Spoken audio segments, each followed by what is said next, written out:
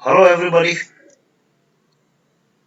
Today I'll be talking to you about day's work, how to go about solving the problems on day's work. Day's work is basically what the ship has done during the day of 24 hours. As a navigator, our job is to determine its position as accurately as possible with whatever information what we have got. In navigation, we as the sailors deal with three types of position. One is the DR, estimated, and observed. The DR position is about, as the name suggests, reckon, you think that you are somewhere. So now knowing your course and distance, you say, okay, you started from a known position, you have done this amount of course, you should be somewhere, that's your dead reckoning. Estimated is you are estimating it, taking into account some other factors. And observed is when you can observe something. Like you see a lighthouse, you know a distance from the lighthouse, yes, you know that you are there. Or in astronomical navigation sites, you can take stars and pinpoint your ship. Here, as I said, the dead reckoning position is estimation only by course and distance. Whereas estimated position, you have additional allowances you are making for how the currents, winds, other things are affecting the ship.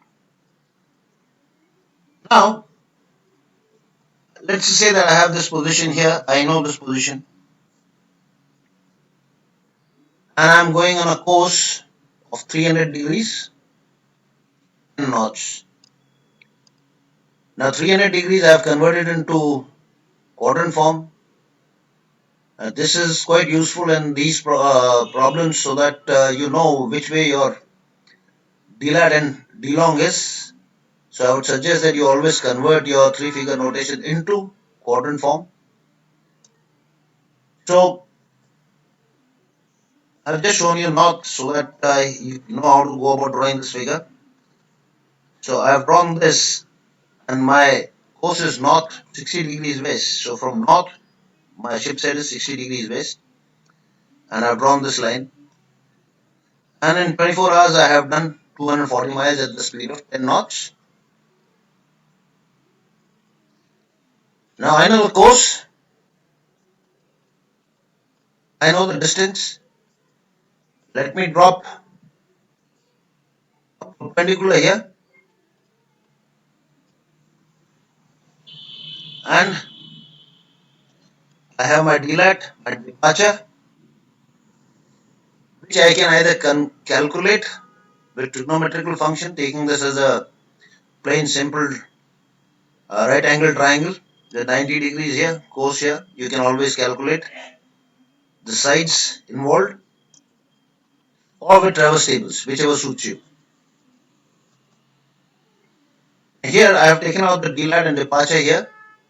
And as I said with the quadrant form, I know that my DLAT should be north and my departure should be west, or my DLong should be west. Knowing this position, I use the DLAT what I have obtained from here and get my arrived position. From here, I get my mean latitude plus minus half DLAT or both the latitudes divided by 2, and I can convert my departure into DLong by this formula of departure by DLong is equal to cos of mean lat. Knowing my departure position, I can apply the DLong and arrived position I have got. This position what I have got is the DR because I have taken no other factor other than only course and distance. That's my DR. Now, if there was a wind, strong winds, and I estimate that it is making my ship, not do 300 but making me go a little bit off my course what I was steering. Now this is where the estimation is. I said it is making a difference of 5. Somebody could say 6, somebody could say 3. So this is where the word estimation comes. Wind is named from the direction it is coming. And as you can see this arrow, if the ship was moving from here, the ship would be pushed down. So instead of doing 300, she would be doing 295. So now, after 240 miles, the ship may not be here, it will be somewhere here. Now this is my estimated position taking into account only wind. So this is my course made good due to the effect of the wind. Now let us include current also here. Current is named in the direction it flows, southwesterly. For 24 hours it has pushed me by a certain amount. If it was 1 knot per hour, it will be 24 miles. So I should be somewhere here. This is my estimated because now I have estimated everything. I have taken wind, I have taken current also. And this is roughly calculated. Estimated is roughly calculated. So now this is my course and distance made good instead of what we talked about earlier. Neither this, neither what I calculated for my DR position. So when the wind and current is there, I have estimated instead of being on the DR, I am here. So my course and distance made good would be different. Now let us say we have got these 2 points here. I know the position. I can always find if I know the position of A and B, I can find out my course and distance using Mercator sailing. Now I found out my course and distance. Mercator sailing here. And found out my DR.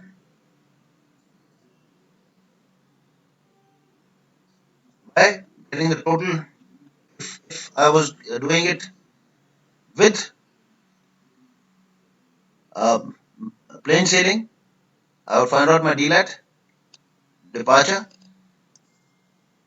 and calculate my course and distance.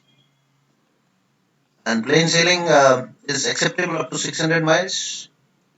So you could use DLAT and departure to find out your position. In case between these 2 points there were some obstructions, you would not be sailing the straight course. You would be going something like this.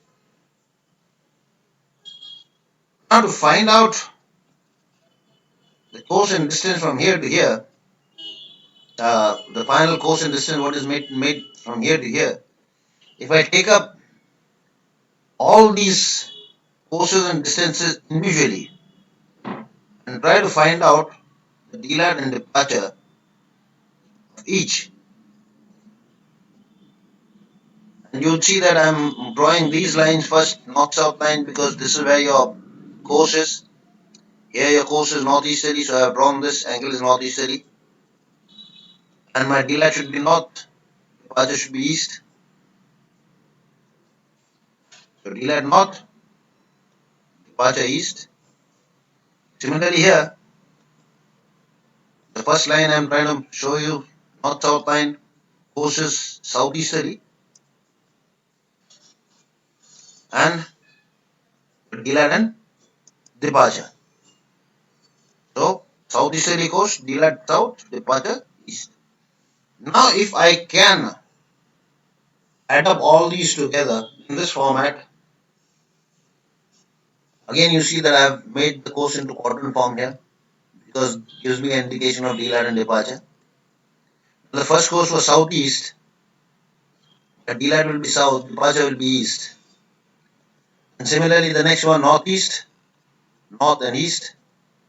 And lastly southeast. Now I have individually taken out the DLAT departure of each. If I add them all together, I'll get the total DLAT and departure what I have made here. And departure is east and DLAT southerly because north is only one component here, southerly. So I've got a total DLAT departure here. Now I've got again right angle triangle. I know the two sides, I can find out rest of them. I can find out this angle here, and I can find out the side to get me the cosine distance made good.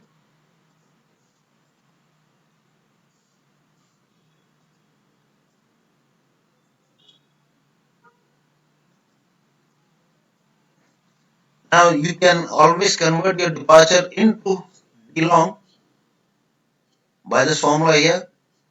You can use either latitude of A or latitude of B, whatever you have got, initial course, initial point or final point, and find out the mean lat by half d lat or by adding both the latitude and dividing by 2. So you have the d long and departure, and you know your dr latitude. So now if you know your initial position and you know all the courses and distances, you can always find out your dr. This is what we just saw. And here we knew the initial position and we are finding out this. But in these problems, you have different type of problems. So I will be dealing with, in this particular case, you knew your starting point, you found out your dr, then maybe we'll give you some observed position when the dr was calculated. So you might have to find out second drift. You might have a question. Your initial position is not given, but bearing and distance from a lighthouse or piece of land or whatever it is given to you so that you can calculate your position here. All this position might not be given to you right in the beginning. It could be given somewhere in the middle, somewhere halfway through your courses. So you'll have to find out your position here, not here, to find out your dr. Then there'll be some questions on, what do you call this, advancing and retarding clocks. Ship may get stopped, effect of current, wind. I'll be dealing with all these topics with you one by one. Till I start off with this, thank you very much for being with me. I'll start off with these topics soon. Till then, thank you very much.